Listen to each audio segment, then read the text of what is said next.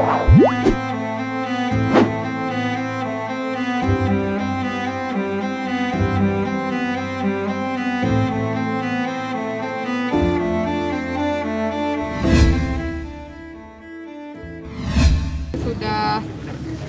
ikut hajar dan mendoakan di pemakaman ayah kami, Bapak Solianto bin Sastro Martoyo.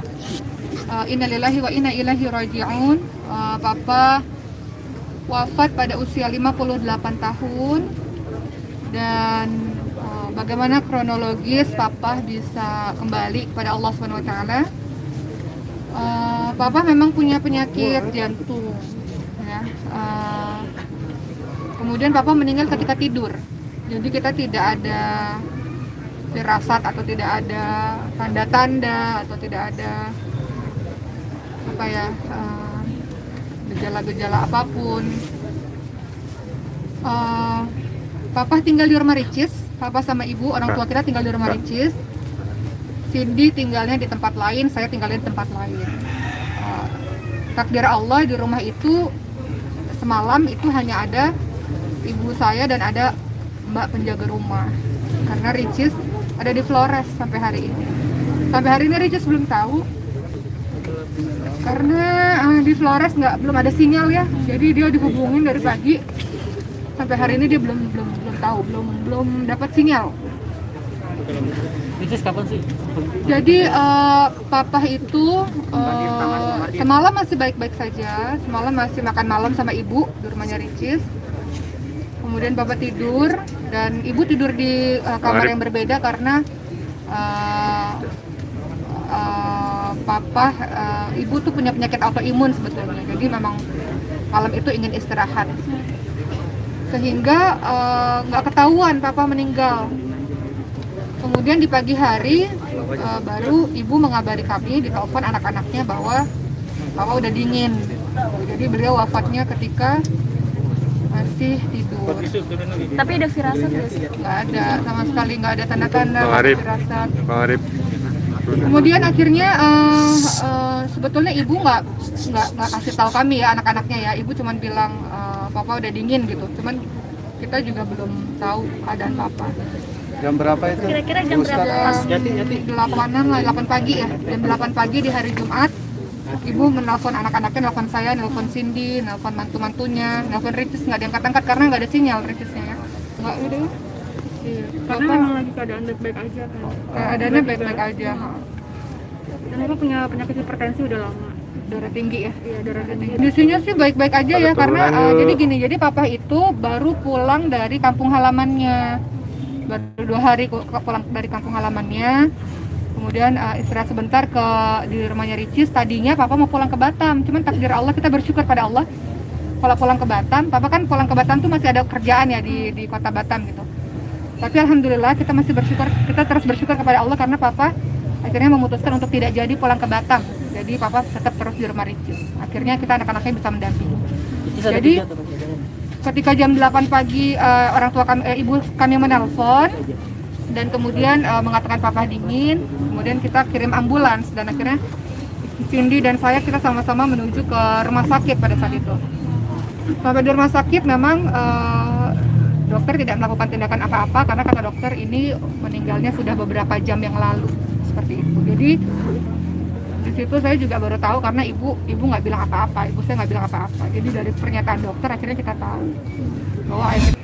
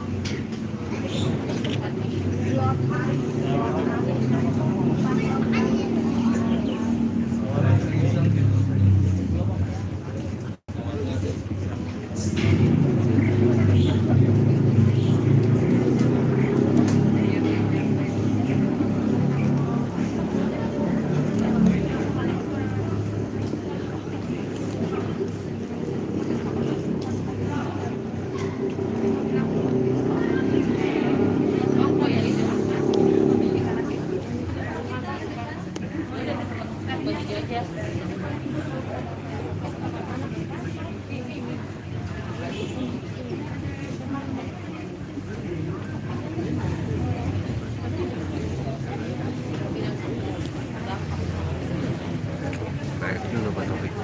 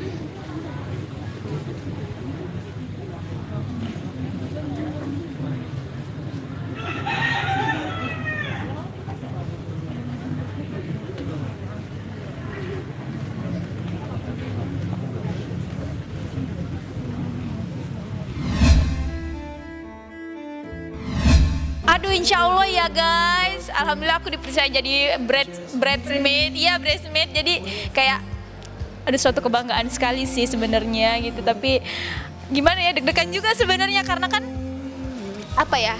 Karena kan tau lah ya, maksudnya Kak Lesti kan gimana gitu kan. Apalagi semua orang udah tahu Kak Lesti, terus Rara dipercaya jadi bridesmaid tuh kayak berasa bangga banget. Jadi pertama tuh Kak Lesti tuh ngomong langsung gitu sama Rara. Ada waktu itu di acara apa, program apa, Rara lupa, katanya bilang gini, adek jadi bridesmaid ya, katanya gitu, temenin kakak katanya. temenin kakak nanti, dampingin kakak katanya gitu. Aku kayak, beneran kak, beneran? Iya beneran katanya. Ya ampun makasih loh kak, kataku gitu kan. Karena ya gimana ya, jadi ikut deg-degan juga, jadi ikut bahagia gitu, menjadi saksi dari pernikahannya Kak Lesti secara langsung gitu.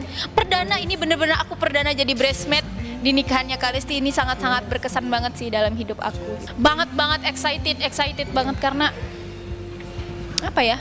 Ya dulu banget Rara sebelum masuk Lida tuh benar-benar mengidolakan sosok Kak Lesti, ngelihat bagaimana dia berkarir, dan sekarang alhamdulillah Rara tuh kayak udah dianggap Kak Lesti sebagai kayak adik kandung sendiri, apalagi abah juga udah nganggap Rara kayak anak sendiri gitu. Jadi Rara tuh kayak berasa bersyukur banget gitu ketemu sama keluarganya Kak Lesti gitu. Dan sekarang jadi bridesmaidnya, jadi kayak udah dianggap keluarga banget gitu. Aku seneng banget, jadi excited banget. Aku bener-bener pengen nungguin, pengen udah nggak sabar sih sebenarnya, pengen nantiin lamaran dan juga hari pernikahan mereka.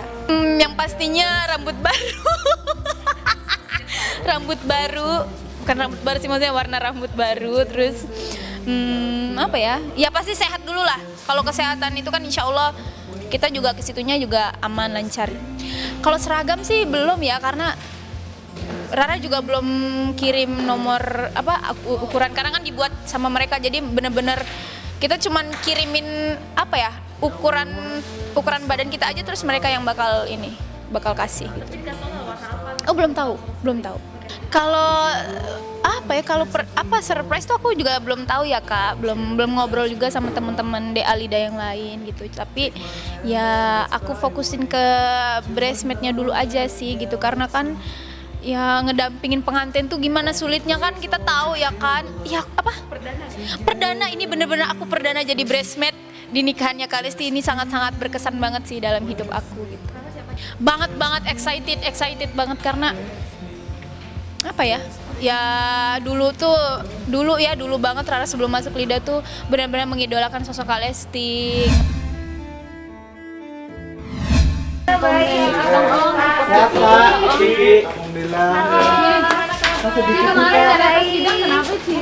Enggak, nanti jadinya pakai pengacara soalnya.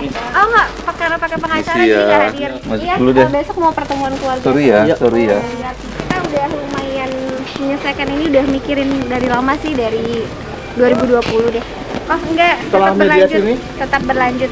Dari Bang Alvin sendiri sebenarnya masih mempertahankan nggak sih? Nanti kita lihat seperti apa hasilnya. Kadang-kadang kita kan nggak tahu apa isi hati orang. Kadang isi hati kita nggak tahu. Kondisi Bang Alvin sendiri seperti apa sekarang? Oke, masih sehat. Sempat masih sedih atau down atau kecurangan apa nih?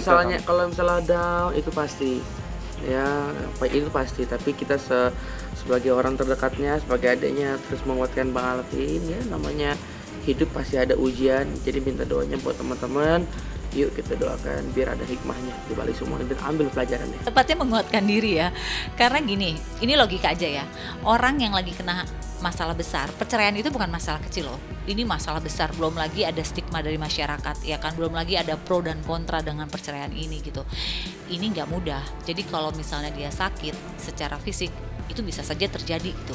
Dalam psikologi namanya psikosomatis. Jadi pikiran yang mengganggu gitu, yang menyebabkan akhirnya fisik menjadi drop itu ada gitu. Nah, tadi kelihatan banget dia berusaha menguatkan gitu, karena dia tahu bahwa apa yang dia jalani, apa yang dia hadapi saat ini nggak mudah, maka dia mencoba untuk bisa terlihat kuat di depan teman-teman awak media. Kita memang sering bareng sih ya, jadi saling silaturahmi aja sih, memang persahabatan dan kebersamaan memang sudah dari dulu. Jadi kalau saling silaturahmi, kayak aku ke Cirebon, aku mampir ke Teh Juli kesini ya, mampir ke Yuni, bagus. Larissa, kalau misalnya ada penyakit, maksudnya orang punya penyakit kan, ada penyakit fisik, ada penyakit hati ya. Dia punya penyakit juga, kadang sakit perut, kadang sakit. Ya itu enggak, semua sehat selalu, jangan ada penyakit. Berarti bukan penyakit yang serius ya, istilahnya mentalnya barangkali. Larissa, Bang Alvin semuanya sehat walafiat semua, jangan sampai ada penyakit. Kalau pertemuan itu hanya sekedar silaturahmi, ya, jangan sampai ya orang berpikir hubungan keluarga kita ada pecah, enggak. ini apa istilahnya ingin memberitahukan ke semua orang bahwa kita baik-baik aja loh. Kita nyaman-nyaman aja loh. Masih sehat, masih say hello, masih nanya kabar gimana sehat apa enggak begitu. Aman-aman aja. Misalnya kita lebih ke silaturahmi ya. Karena kalau misalnya seandainya bahas masalah, ujung-ujungnya malah panjang lagi, malah ribut lagi. Jadi kita lebih fokus untuk bagaimana tetap terjaga silaturahminya begitu. Itu nanti kita lihat hasilnya seperti apa. Pokoknya ini menunjukkan Mama Cilarisa, Mama Bang Alvin artinya apa? Mendoakan, mensupport yang terbaik untuk anak-anaknya mereka. Mereka berharap yang terbaik buat anak-anak mereka. Kemudian untuk apa mereka bertemu? Untuk menjaga silaturahmi. Jangan sampai orang berpikir kita ini pecah belah. Enggak. Itu untuk memberitahukan kepada semua orang bahwasanya kita baik aja loh. Kita adem-adem aja loh. Bukan hanya masalah seperti ini jadi pecah loh. Nah intinya begitu pertemuannya. Kalau misalnya tentu Bu Bang Alvin kita sebagai keluarga tentu menyayangkan ya, karena kita ini kan sama-sama menjaga nama baik begitu. Tapi hal-hal ini sudah terjadi dan di luar ekspektasi kita, ya udah kita sabar, tabah, hadapi dengan kepala dingin dan yakin insya Allah ada hikmahnya ke depan. Kalau saat ini ya masih adem aja dulu, kita lihat ke depannya seperti apa begitu. Pokoknya jangan sampai ada hal-hal begini, ada api dibahas dengan api lagi malah makin besar apinya. Kalau Bang Alvin pengennya adem-adem aja, pengennya kita baik-baik aja, bersatu aja. Seandainya ada masalah kita selesaikan baik-baik di belakang. Oh, itu artinya itu adalah persepsi dari Cilarisa. Itu pandangan dari Cilarisa. Makanya itu haknya dia berpandangan seperti itu. Amar sebagai adik, tentu yang Amar tahu Bang Alvin adalah seorang ayah yang baik, seorang ayah yang sangat sayang sama anaknya. Kalaupun ada poin-poin seperti itu wajar. Karena itu masing-masing orang punya persepsi masing-masing. Nah, Amar sebagai adik dan Amar juga berharap untuk teman-teman semuanya mendoakan yang terbaik. Kalaupun Bang Alvin ada salah, Bang Alvin manusia biasa. Ya kita pun bersyukur masih ditutup pahit nih. Oh seandainya dibuka lebih parah kayak gitu. Komunikasi sama abinya Yusuf gimana sih? Baik, alhamdulillah. Semalam masih Yusuf ya? Iya, masih datang ke sini. Oke. Nah itu masih kesalahan saya sih karena menulis di kontrak. Tapi nanti insya Allah saya memberikan sekarang. Permisi dulu ya kak. Ya, assalamualaikum. Waalaikumsalam. Ya. Minggu depan datang sidang nggak Ci? Kenapa? Minggu depan datang sidang? Ya insya Allah saya datang sama lawyer saya. Ya, permisi. Pengennya rujuk apa gimana Ci? Enggak, pasti udah pasti bisa. Ya itu persepsi Cilarisa dan itu ya nggak apa-apa ya, tapi itu sangat disayangkan di upload di Instastory ya. Kami mengharapkan itu lebih private aja, tapi ya sudah di share ya udah. Nah, kita tetap tenang, tidak ribut gara-gara ini ya. Masih jaga silaturahmi dan insya Allah ada hikmahnya di balik semua. Kalau misalnya kecewa ya sedih, tentu sedih karena kita akan bareng-bareng jaga nama baik. Tapi ya sudah terjadi seperti ini, insya Allah minta doanya biar ada hikmahnya. Lagi pula kalau misalnya kita jadi ribut lagi, kita kasih api lagi, api dibalas api jadi makin ribut. Jadi ya udah nggak apa-apa, jangan sampai gara-gara hal ini jadi makin ribut begitu. Kalau dari obrolan saya sama ibu saya, ya jelas dia ikut sedih lah, prihatin ya bagaimanapun. Itu kan sebagai ibunya Nadia untuk merasakan apa yang dirasakan Nadia sekarang, karena kan Iqbal juga belajar dari pengalaman ya. Di awal pemberitaan ini Rizky Nadia kan apakah ada yang diberitakan nggak beres, ternyata terbukti sekarang ya, apa yang ternyata hubungan mereka ada masalah ya, mungkin masalah besar kecilnya ya seharusnya kan itu dari Nadia Rizky sendiri yang menyelesaikan.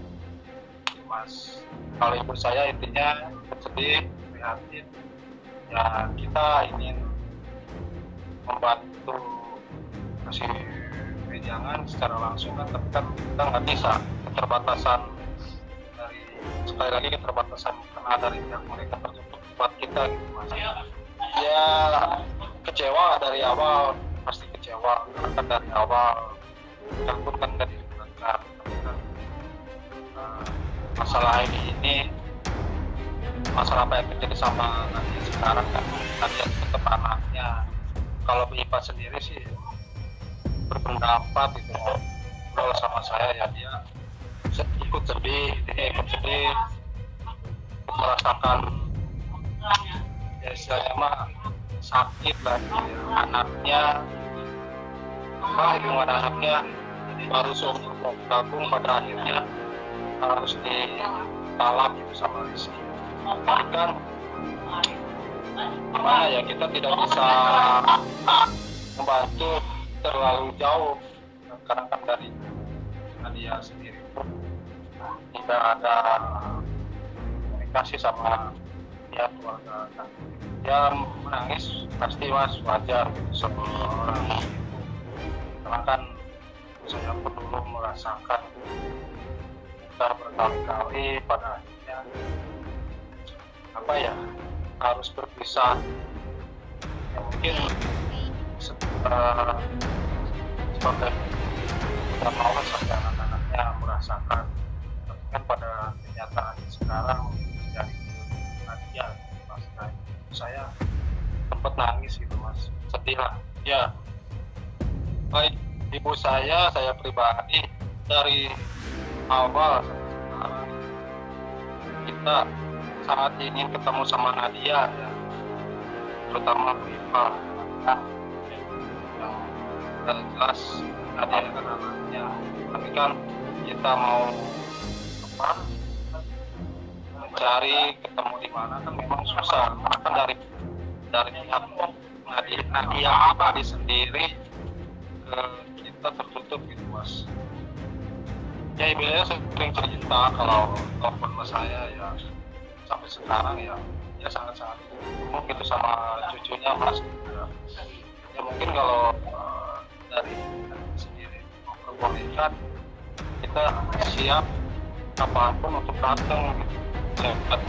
Ya kita melihat cucunya sekaligus melihat kondisi keadaan Nadia sekarang.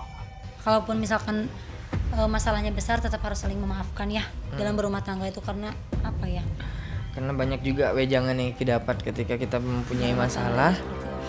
Jangan satu panas, satunya panas juga, harus saling lah. Satu jadi panas, satu yang meredakan. Pendinginnya. Udah gitu juga segala sesuatu itu kalau memang lagi konflik itu jangan sampai keluar dari kamar. Jangan, kalau udah punya anak tuh jangan sampai keluar dari kamar. Kalau belum punya anak ya kalau bisa sih di dalam rumah aja. Masalahnya di rumah aja yang diberesin, udah gitu keluar rumah itu udah beda lagi. Ini enggak, aku mau jawab sama dia juga kan.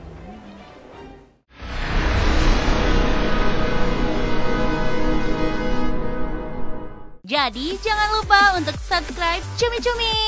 Ditekan ya tombol lonceng merahnya.